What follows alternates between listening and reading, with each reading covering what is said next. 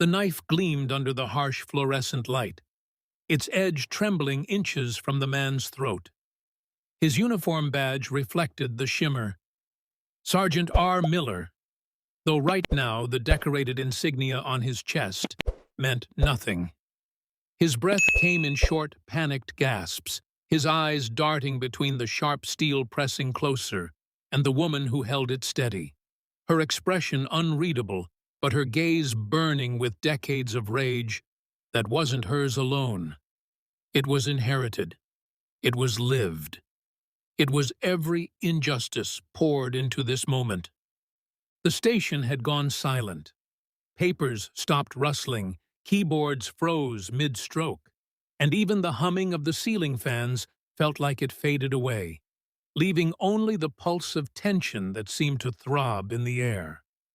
Around them, a crowd of officers stood frozen, hands hovering near holsters, some whispering frantic words into radios, others swallowing hard, not daring to move an inch.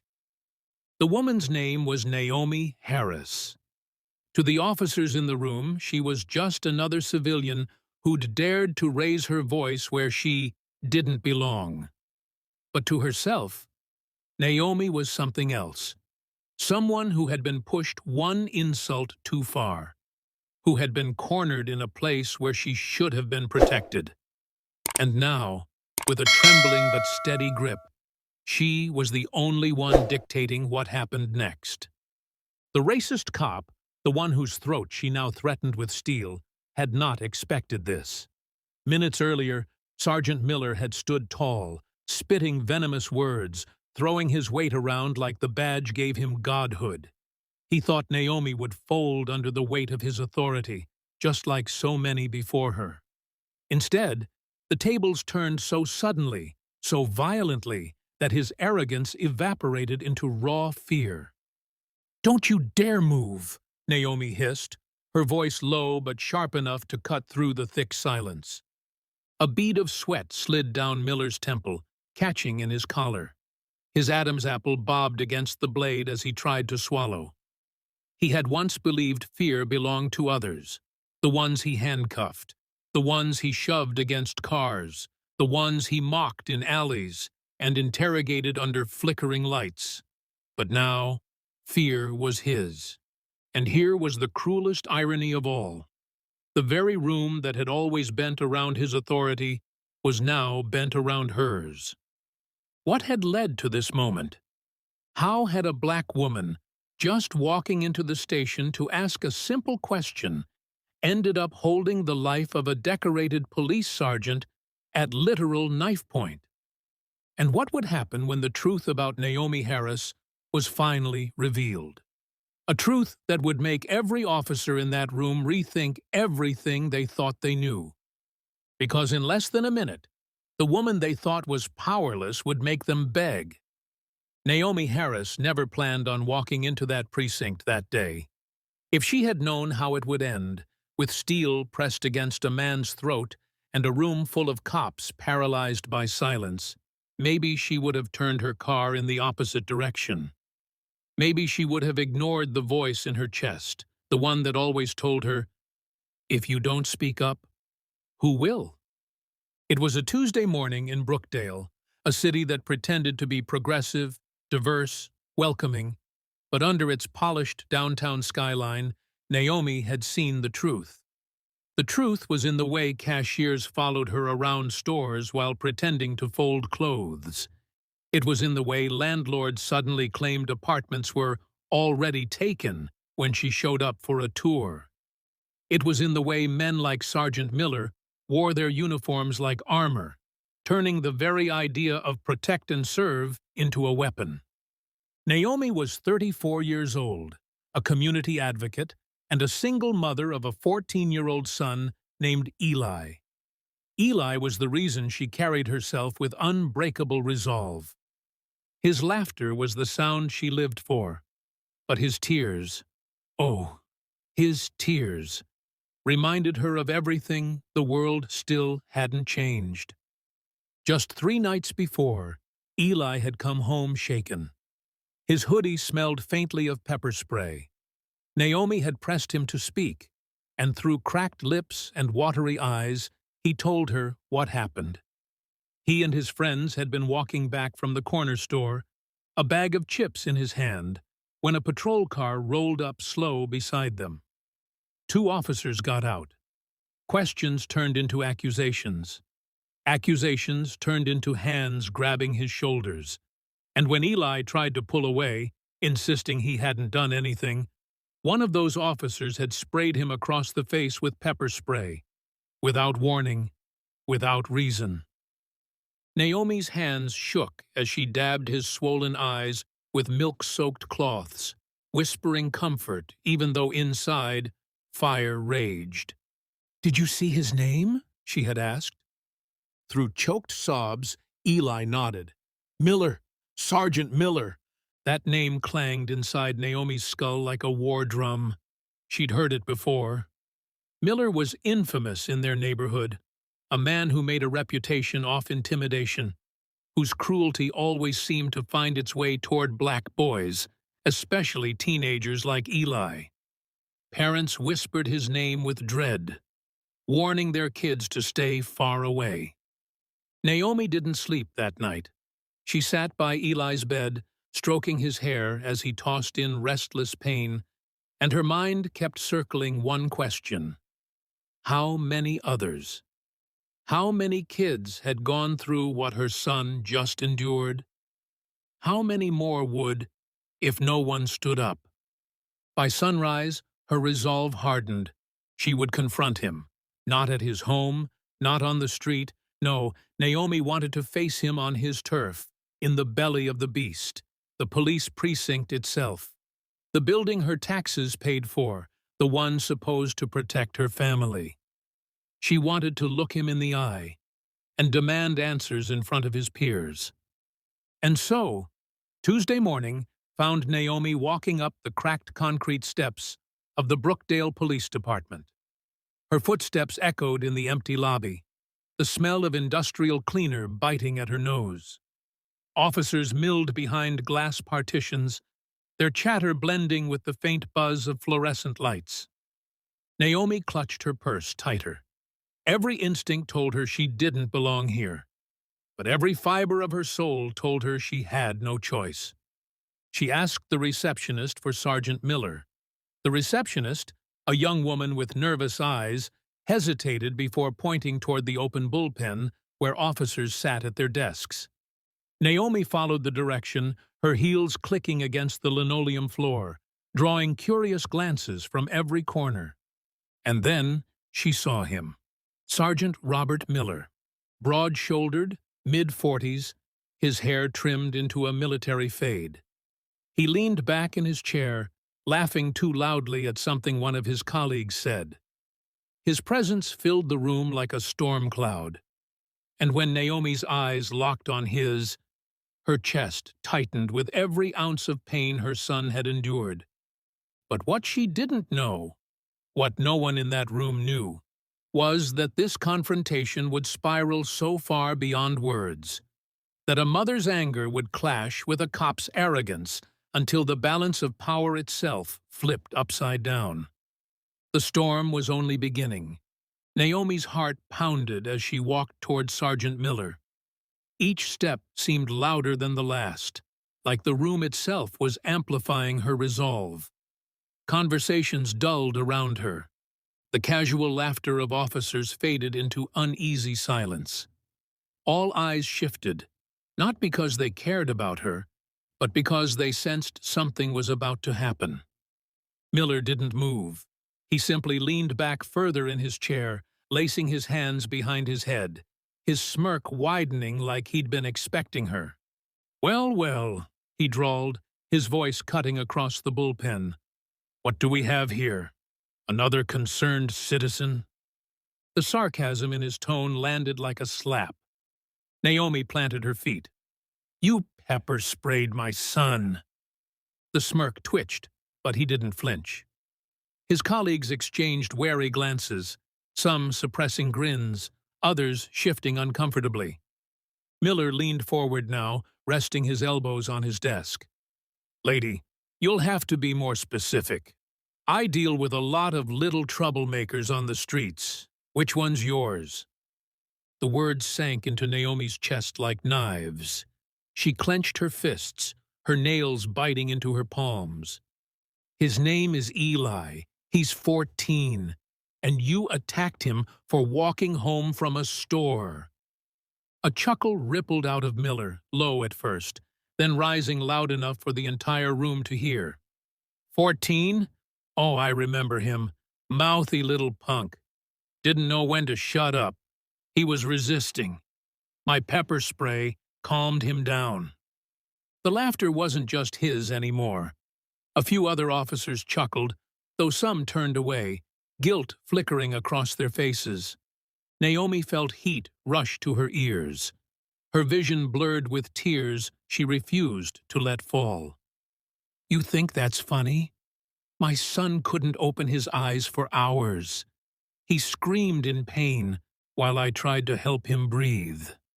Miller's expression hardened, his smirk dropping into a sneer. Then maybe you should have taught him some respect. If you people knew how to follow instructions, none of this would happen.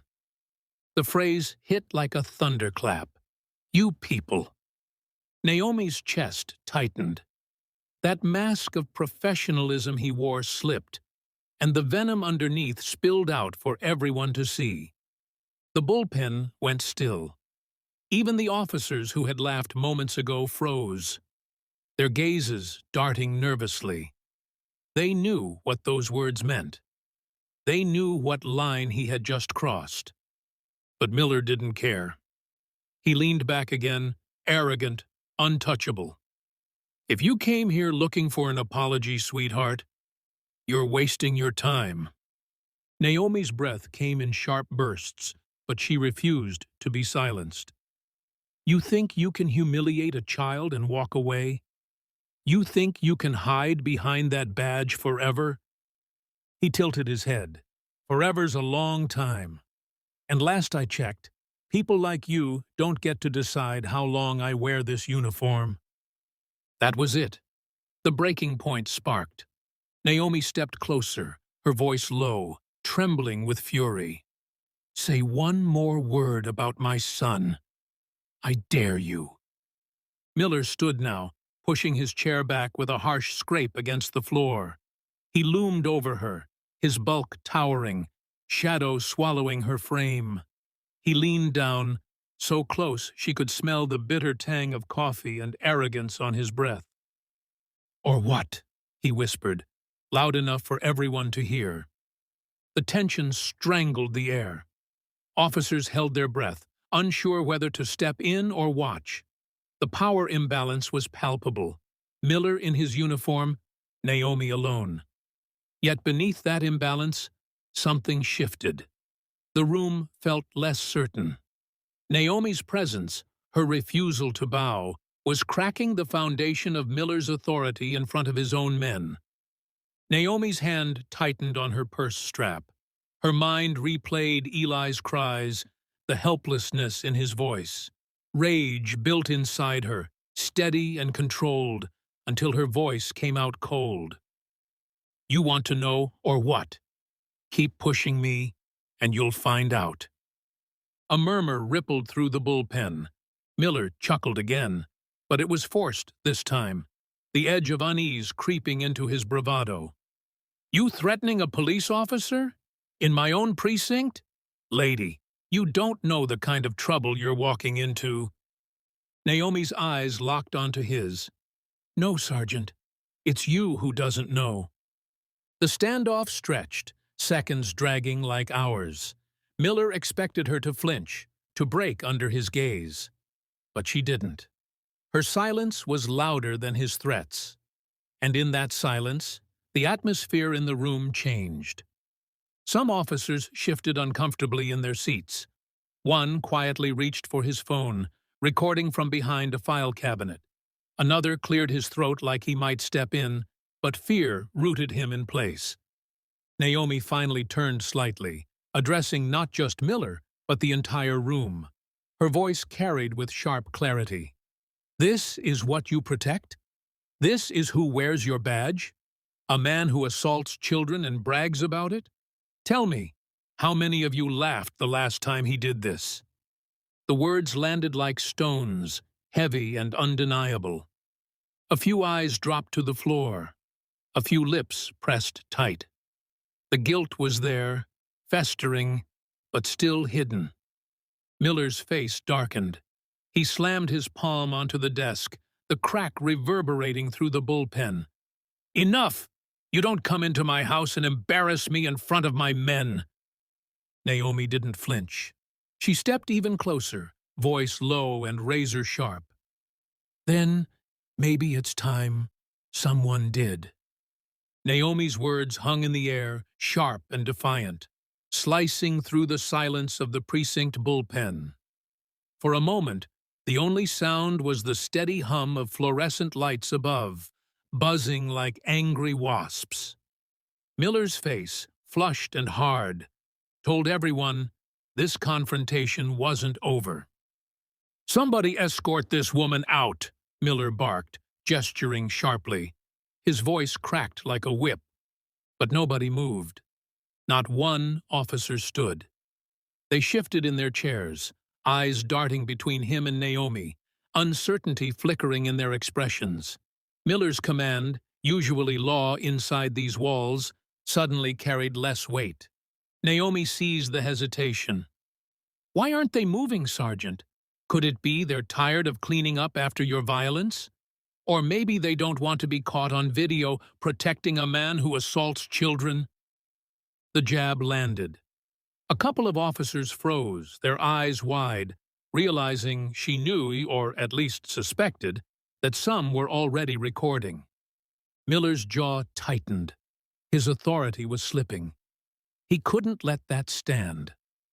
He stepped forward, chest puffed, his bulk swallowing the space between them. His hand dropped to the radio clipped to his vest, fingers tightening around it like he was preparing to make a call. "You're interfering with police business," he growled. "I could arrest you right now." Naomi didn't budge. "Do it. Arrest the mother of a boy you brutalized. Let the cameras see you drag me out of here in cuffs." The word cameras hit the room like an alarm. Several officers shifted again. A faint red light blinked from one phone, just barely visible from behind a stack of folders. Miller noticed. His eyes narrowed, scanning his men, betrayal prickling in his chest. "You're all soft," he spat at the room, his voice rising.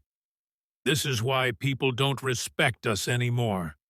Because instead of backing me up, you sit there with your thumbs out, waiting for someone else to deal with the dirt." Naomi's lip trembled, but she lifted her chin higher. "My son isn't dirt. He's a child. And the only filth I see here is standing in front of me." The bullpen gasped. That line landed like a slap. Miller's eyes burned, his pride wounded in front of his own men. His voice dropped to a dangerous, venomous whisper. "You're one word away from leaving this place in cuffs. One word away." Naomi tilted her head, meeting his stare. "Then cuff me, because I'm not leaving until you look me in the eye and admit what you did to Eli was wrong." Miller's hand twitched near his belt, hovering too close to the holster of his service weapon. He didn't draw it, but the suggestion was there, silent and threatening. The shift wasn't lost on the room. The officers stiffened. Even those loyal to him knew this was going too far. Naomi noticed it too, her eyes flicking briefly toward his hand, then back up. "Go ahead, reach for it. Show them all exactly what kind of man you are when faced with a mother who won't bow to you." Miller's face flushed deeper, his composure unraveling. "You think you scare me? You think walking in here, flapping your mouth, makes you powerful?" He jabbed a finger toward her face, dangerously close. "You're nothing. Your kid's nothing. And in this city, people like you don't—" The words choked off as Naomi slapped his hand away. The sharp crack echoed, startling the room. Gasps broke out. One officer muttered under his breath, "Oh, hell." Miller's face twisted in rage. His hand shot out, gripping Naomi's arm in a bruising hold. He leaned in, his teeth bared. "You just assaulted an officer. Now you're done." Naomi's breath came fast, but her eyes didn't break from his. For the first time, he wasn't the one in control. She leaned forward, voice low and seething. "No, Sergeant. You're the one who's done." The room pulsed with tension. Officers rose from their desks, unsure if they should intervene. Phones were out now, more than one. Miller noticed. His grip on her arm tightened. The cameras caught the whiteness of her knuckles, the raw defiance in her eyes, the desperation of a mother backed into a corner. Miller hissed, "One word, and I'll make sure your boy doesn't walk the streets again without a patrol car following his every step." Naomi froze. The threat wasn't just about Eli's past pain. It was a promise of future terror, a reminder of how much power this man thought he wielded. Her mind flashed through images, Eli coughing, tears streaking his face after the spray burned his eyes, his voice breaking as he asked why the officer hated him, the sleepless nights since. Every injustice piled on top of her chest until she could barely breathe. Her voice came out steady, though her body trembled. "If you ever touch my son again or even look at him wrong, I swear, Miller, you'll regret it." The room went silent. Miller's grip faltered, just slightly. He wasn't used to threats sticking. He wasn't used to fear shifting in his direction. And, in that flicker of hesitation, something broke free inside Naomi. Years of silence, of enduring whispers, of swallowing down rage to keep her family safe. It all ignited in that instant. She shoved him back, hard enough that he stumbled against his desk. Papers scattered to the floor. His men gasped, some instinctively reaching out, but no one stopped her. Naomi's hand dove into her purse. Miller froze. For the first time, a shadow of unease flickered across his face. The purse hit the desk with a thud. Out came something sharp, metallic. A kitchen knife she had carried not for violence, but for protection, ever since Eli's attack. The blade caught the overhead light as she gripped it, steady and unyielding. The room erupted with shouts, chairs scraping, boots shifting. And then she moved. Before Miller could react, Naomi closed the gap, slamming him back against the wall. The knife pressed to the tender skin beneath his jawline. His breath hitched, his swagger evaporating in an instant. The room froze. Phones rose higher, recording every heartbeat of this moment. Naomi's voice cut through the air, cold and unwavering. "Now look at me. Look me in the eye, and tell me again, my son is nothing."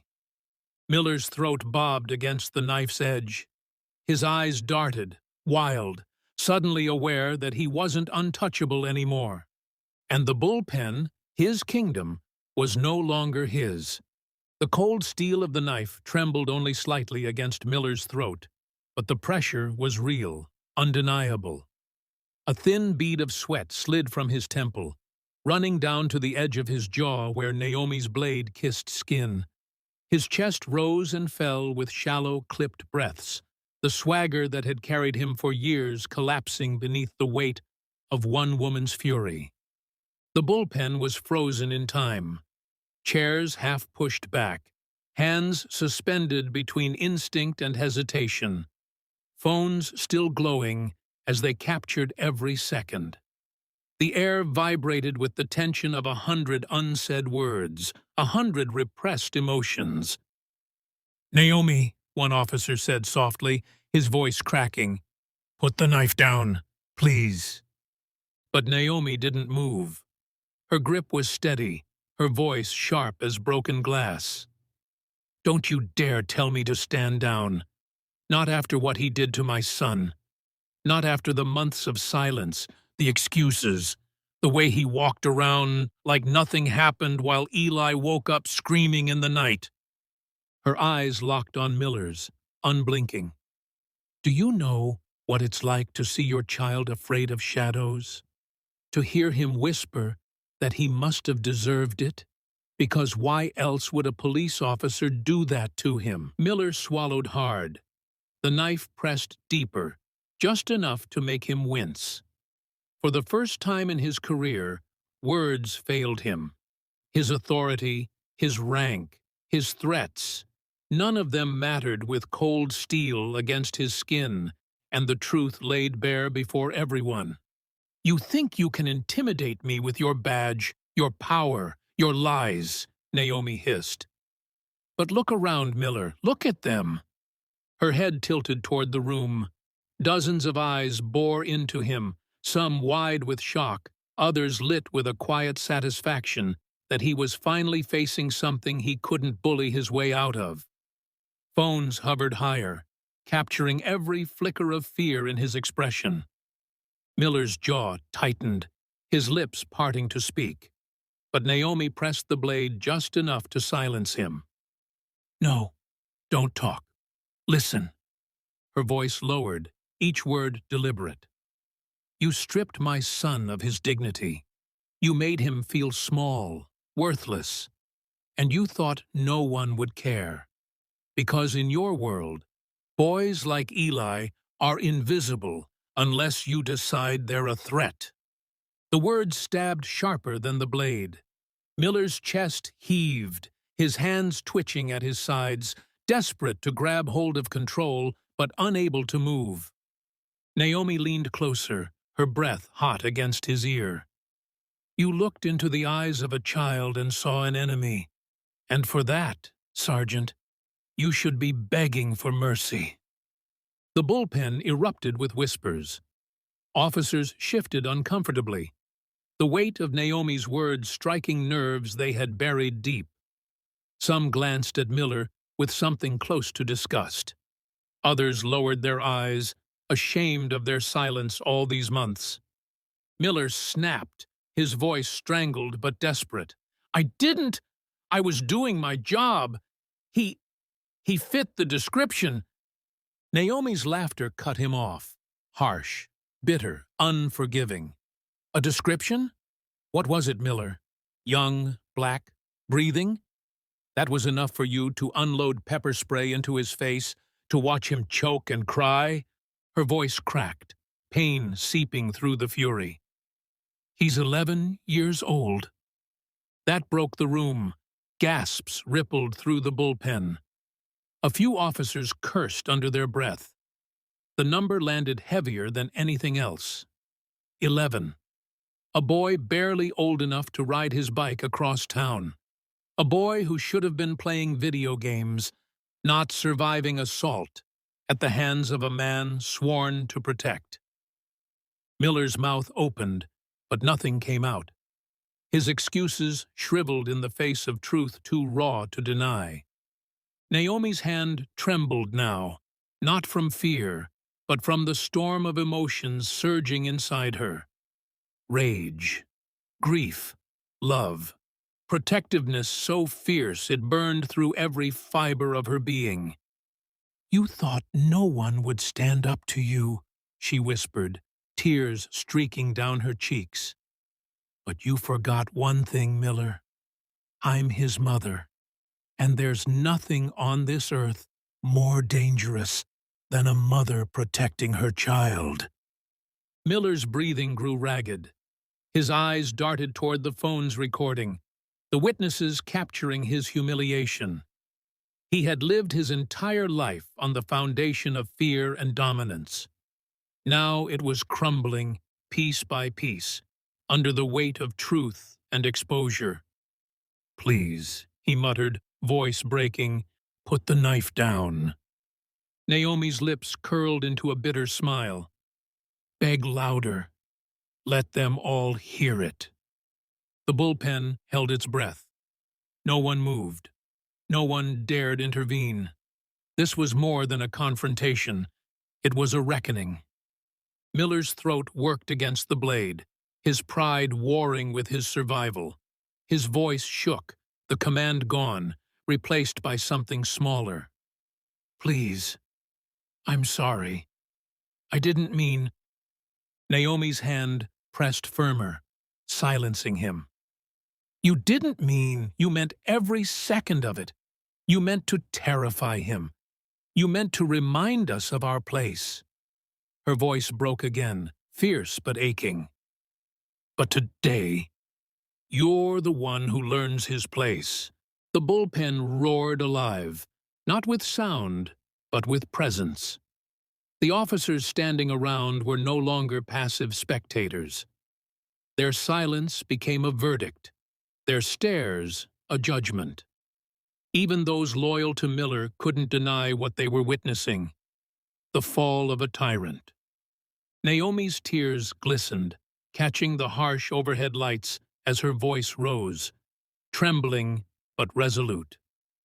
You will never touch my son again. You will never hurt another child again, because the world is going to see you for who you are. And this time, there's no hiding. Miller's eyes darted wildly, his lips trembling. For the first time, the predator looked like prey. The knife pressed just enough to draw a thin, crimson line at his throat. He gasped, his body rigid with terror. His knees buckled slightly, the weight of his arrogance finally collapsing under the blade of truth. Phones zoomed in. The image was seared into history. A disgraced sergeant, cornered, trembling, at the mercy of a mother he had underestimated. Naomi's voice lowered to a whisper, intimate yet cutting. Say it. Say my son's name. Miller blinked, his lips quivering.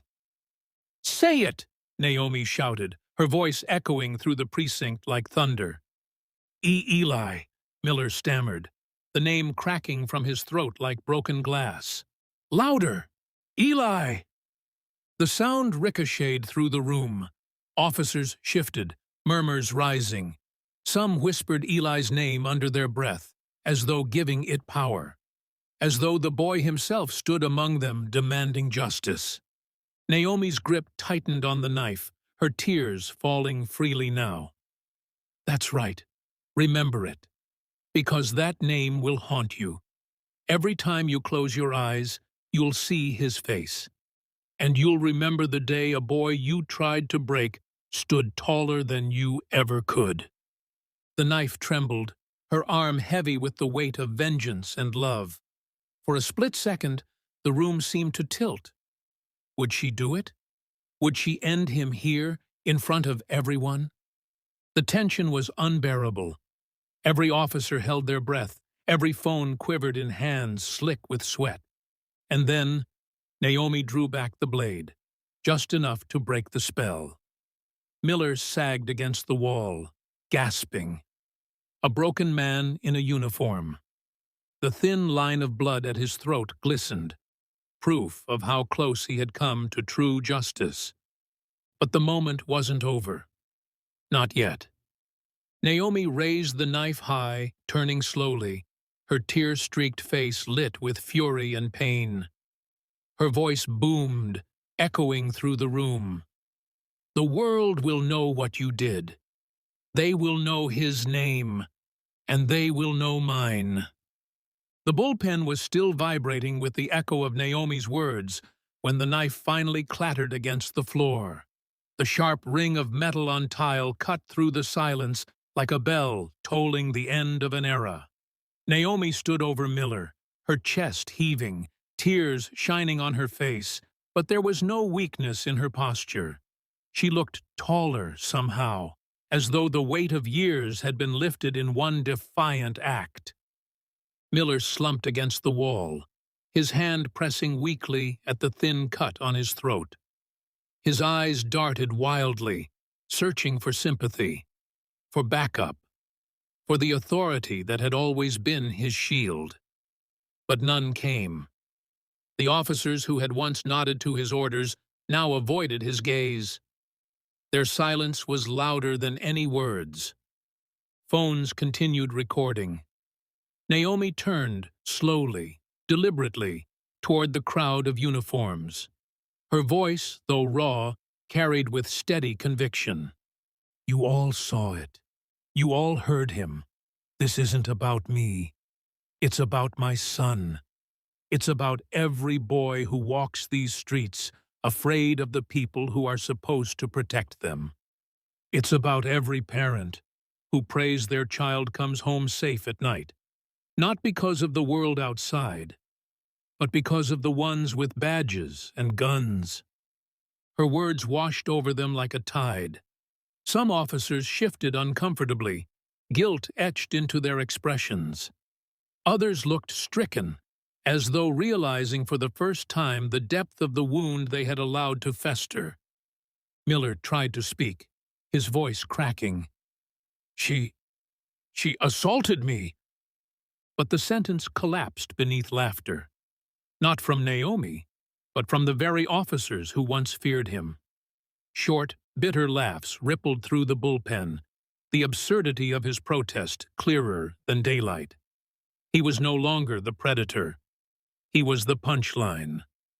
Chief Harass stepped forward then, his broad frame cutting through the crowd. His face was carved from stone, fury and pride battling in his eyes as he looked first at Naomi, then down at Miller. "You've disgraced this badge," the chief said, his voice booming. "You disgraced this city, and you disgraced the very oath you swore." Miller's lips quivered. "Chief, please." "Enough." The single word cracked like a whip. "You put your hands on my grandson," the chief continued, his voice heavy with restrained rage. "You thought you could get away with it because you always have. But today, the truth walked in here. And it walked in with a knife. Because none of us had the courage to wield our voices."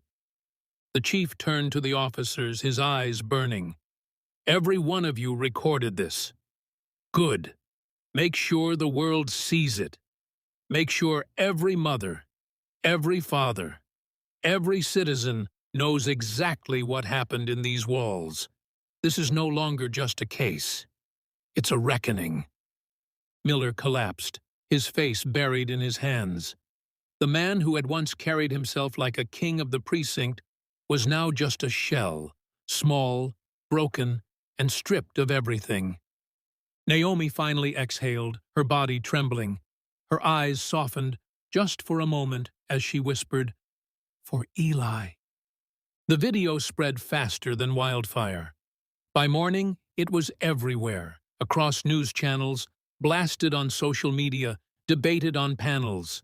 The image of Naomi holding the knife to Miller's throat, demanding he say her son's name, became the rallying cry of a movement.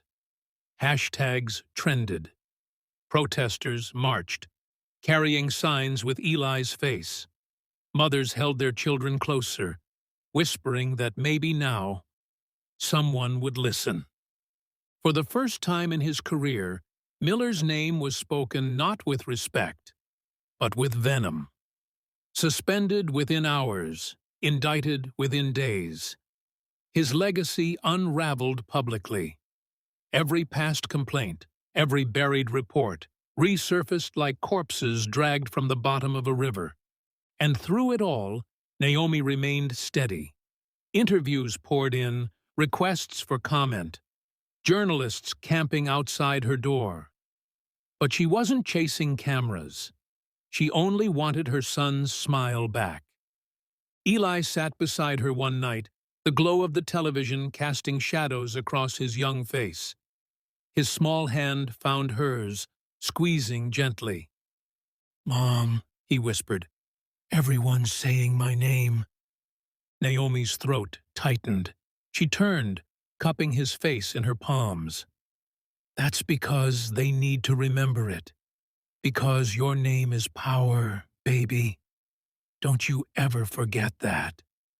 His eyes, wide and still healing from the shadows of trauma, shimmered with something new.